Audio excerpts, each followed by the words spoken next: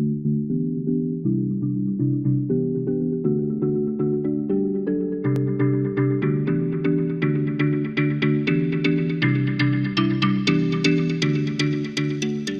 projet d'associer la cerise de Fougerolles des grandes distilleries Pellereux avec la cerise de café, puisqu'il ne faut jamais oublier que le café au départ est une cerise.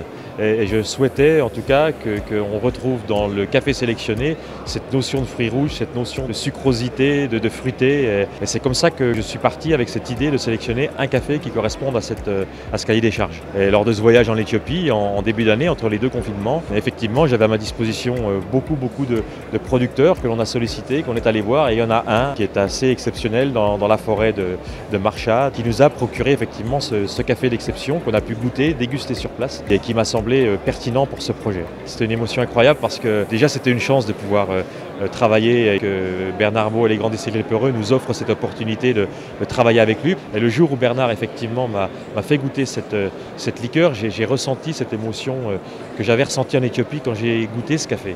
Donc il a su effectivement, par cette distillation, prendre la vie de cette cerise de café pour la transformer en eau de vie et restituer intégralement ce que l'on a ressenti quand on est au fin fond de l'Éthiopie dans cette forêt magnifique. Vous le verrez à la dégustation, c'est subtil, ça n'emporte pas. On a toujours peur que le café soit quelque chose de très amer, très astringent, qui force le trait, mais là pas du tout. On est sur quelque chose de subtil, de frais, de fruité, de très fruits rouges, et vous pouvez vraiment l'accommoder avec beaucoup de choses.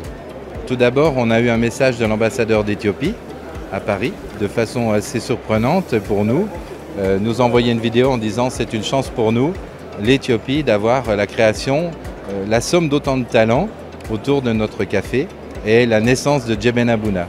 Et en plus, c'est un lancement pour moi très émotionnel parce que c'est beaucoup de travail, beaucoup de recherche, beaucoup de découragement, de reprise pour arriver à ce produit.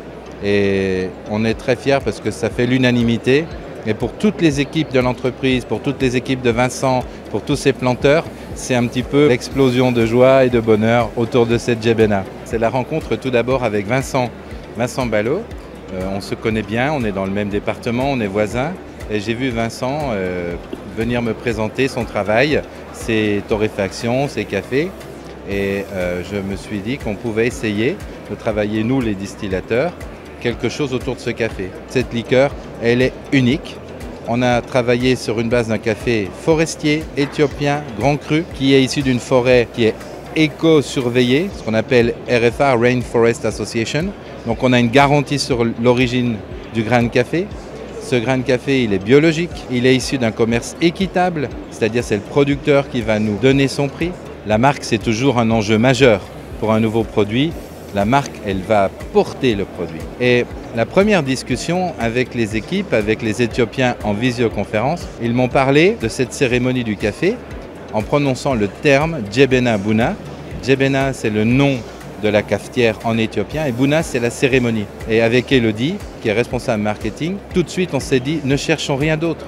C'est la cérémonie du café, c'est la cérémonie de la rencontre, c'est la cérémonie de l'amitié.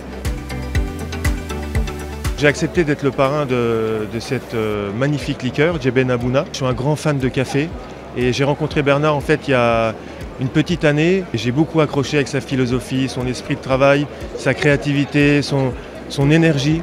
Et je retrouve beaucoup de points communs avec mon travail, ma passion aussi. Et donc il m'a fait découvrir cette liqueur et je suis tombé très vite amoureux. Les premières émotions que j'ai eues en dégustant cette liqueur, des parfums légers de café, des parfums floraux, et le petit côté alcoolique qui vient vraiment relever tous ces parfums. Un côté alcoolique léger malgré tout, et qui se marie très bien avec le café. La première inspiration que j'ai eue, ça a été de retravailler le tiramisu. Moi étant originaire d'Italie, ça a été instinctif. Et je me suis beaucoup amusé en tout cas en le retravaillant et en utilisant cette belle liqueur. Moi qui ai eu la chance, l'opportunité de découvrir beaucoup de liqueurs au café en allant en Italie, je trouve que c'est une très très belle réussite. On retrouve vraiment beaucoup de finesse dans cette liqueur, beaucoup de parfums, un bon parfum de café. Je suis vraiment très heureux pour eux, très heureux pour les pâtissiers et les futurs pâtissiers qui vont l'utiliser.